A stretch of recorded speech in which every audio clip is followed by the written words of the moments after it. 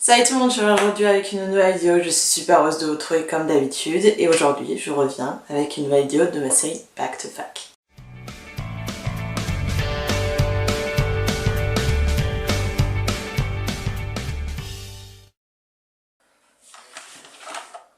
Aujourd'hui j'ai décidé d'aborder le sujet du financement des études. Même si on a la chance de vivre dans un pays comme la France qui nous donne l'accès gratuitement aux études supérieures, bien sûr quand je dis gratuitement ce n'est pas réellement gratuitement dans le sens où il y a quand même des frais de scolarité à payer qui sont aux alentours de 400 €. Clairement c'est rien, genre c'est rien à côté des frais de scolarité qu'on peut avoir en Angleterre, aux États-Unis on n'en parle même pas, enfin dans plein d'autres pays il n'y a pas cette chance là. C'est clairement une chance en France d'avoir la possibilité de faire des études supérieures, de continuer avec ses études en n'étant pas obligé de emprunter des sommes astronomiques. Que ces 400 €, pas tout le monde peut les payer non plus. Même juste la vie étudiante en général, pas tout le monde peut se le permettre non plus, les parents ne peuvent pas toujours aider. On n'a pas forcément envie de mettre cette pression à nos parents non plus. Il y a différentes possibilités qui existent aujourd'hui en France pour justement permettre aux étudiants de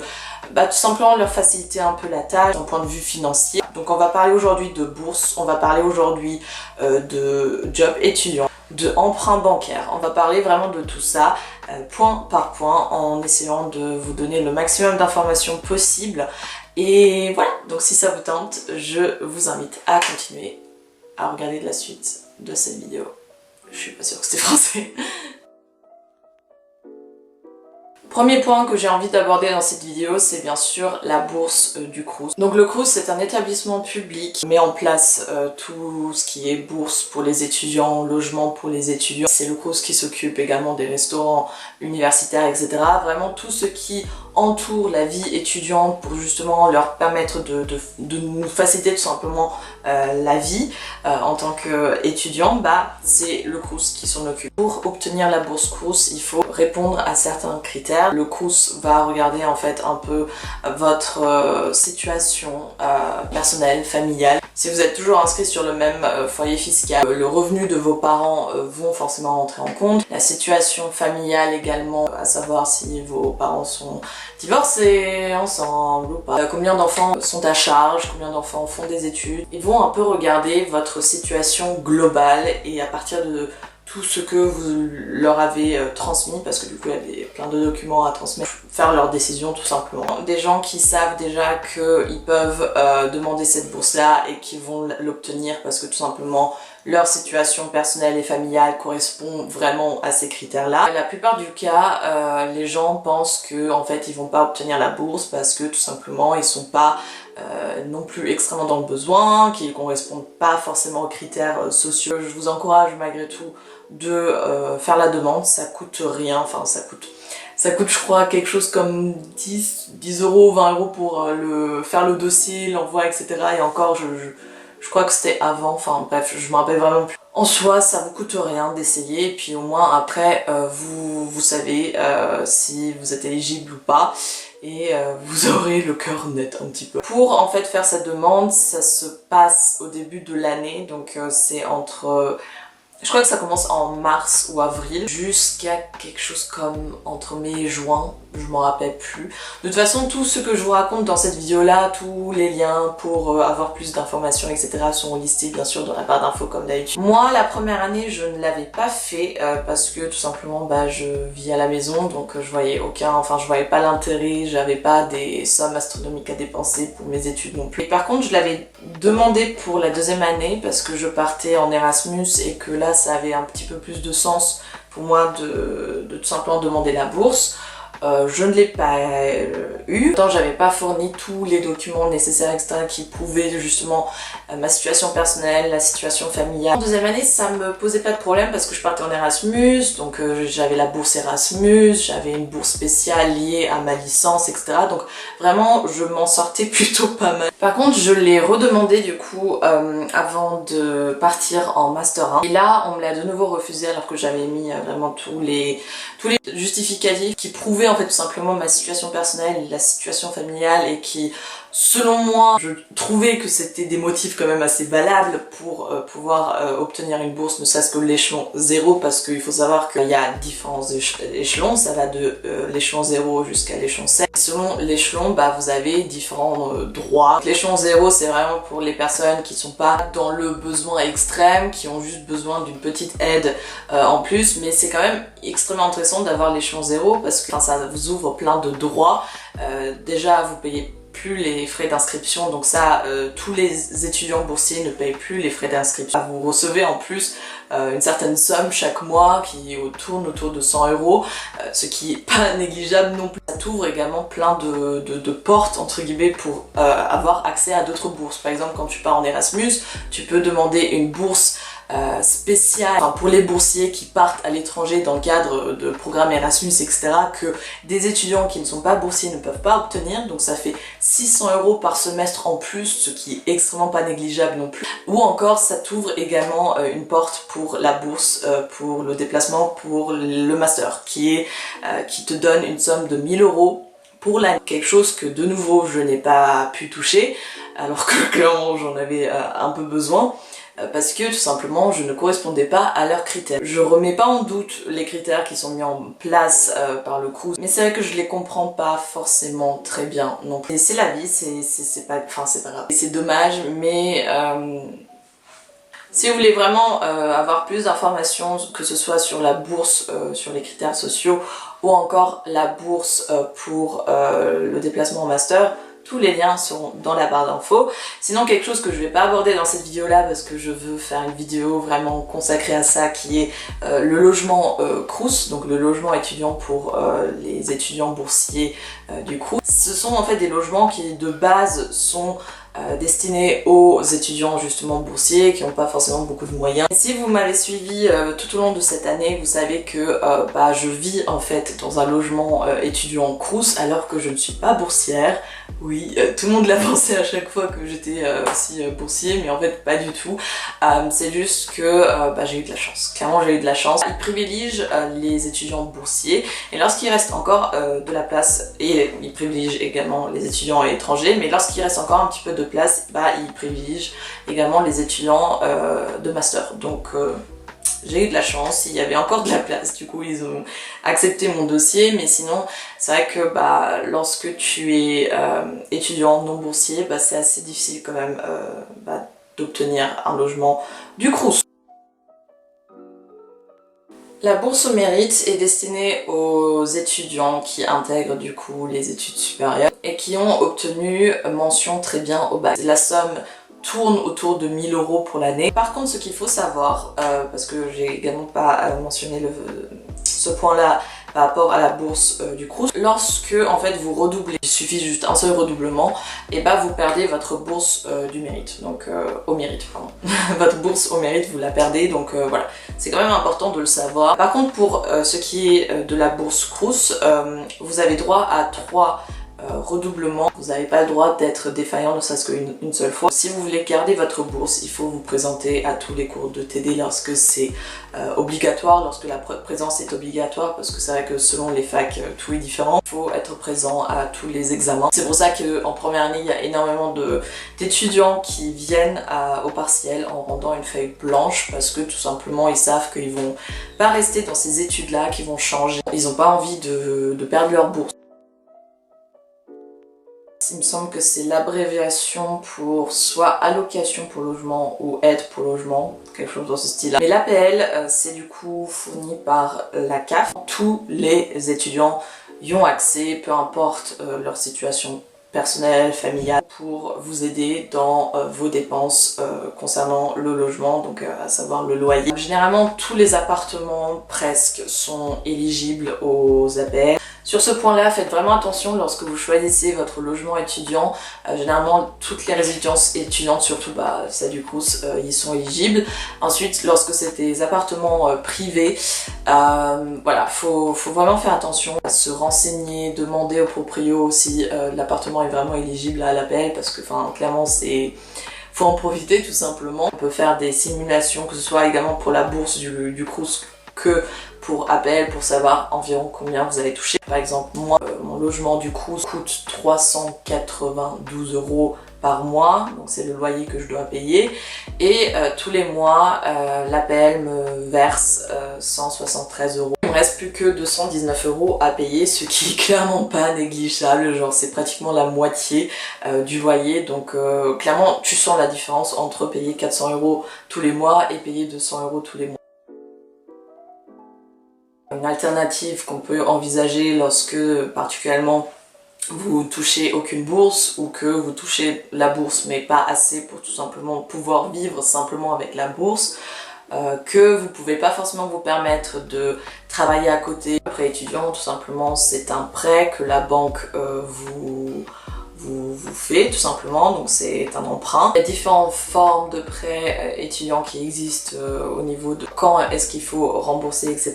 Mais généralement c'est vraiment fait en sorte pour tout simplement éviter que vous vous retrouvez avec encore plus de difficultés financières derrière. Donc tout est vraiment bien regardez, calculez avec votre conseiller de la banque. J'ai essayé de repousser le moment où j'allais devoir faire un prêt étudiant à ma banque parce que tout simplement je voulais vraiment m'assurer que j'avais pas d'autre alternative. Je suis partie à Lyon qui est clairement loin de Tours, donc j'étais obligée de du coup me prendre un logement. La vie étudiante c'est cher, faut se nourrir, faut également payer les frais de scolarité, non, les frais universitaires, l'abonnement des transports, les livres et même juste pour sa vie personnelle en fait, pour tout ce qui est sorti, etc.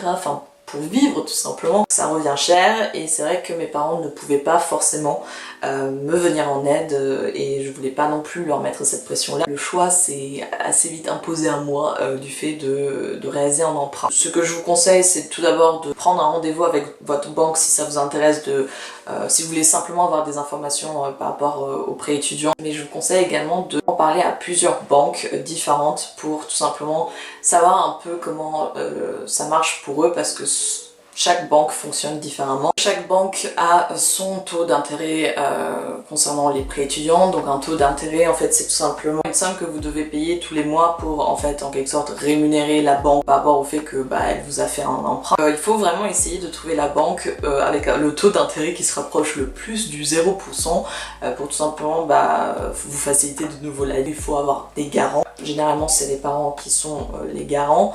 Lorsque ce n'est pas possible que vos parents soient vos garants pour X raisons, l'État peut se présenter comme garant, mais c'est que pour des cas vraiment exceptionnels. Je dois commencer à le rembourser dans 5 ans. Donc je l'ai emprunté l'année dernière. Il me reste plus que 4 ans avant de le rembourser, avant de commencer à le rembourser. C'est important de voir avec votre banque combien vous allez commencer à rembourser et sur quelle durée. C'est une décision qui doit être mûrement réfléchie bien sûr. C'est assez courant quand même.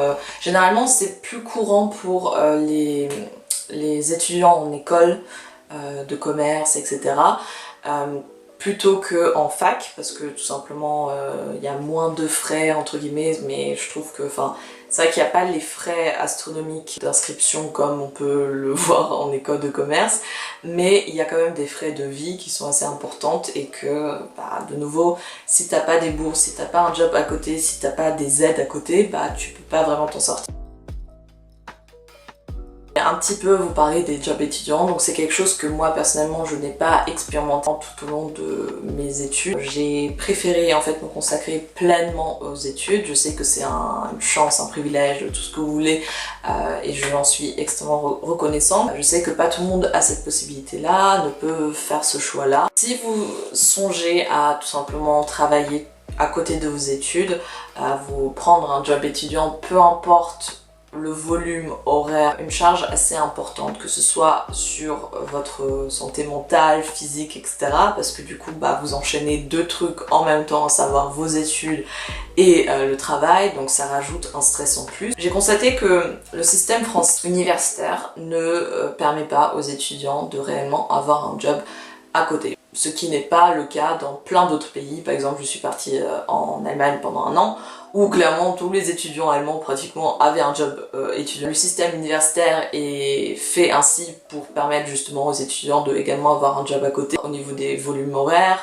que c'est vachement aménageable, que dans une journée t'as pas 30 000 cours non plus, et ce qui te permettait en fait tout simplement de également bosser à côté. Au Canada également, genre c'est au contraire, genre si t'es étudiant et que t'as pas un job à côté, genre t'es qui? T'es bizarre. Je trouve pas que en France les universités donnent cette possibilité-là à leurs étudiants. Peut-être ça dépend vachement des filières, mais moi je peux vous parler des études de droit où clairement c'est toutes les personnes qui ont eu un job étudiant à côté, que ce soit pendant une certaine période ou pendant toutes leurs années d'études. J'ai également rencontré quelques personnes qui ont carrément enchaîné plusieurs jobs en même temps à côté de leurs études.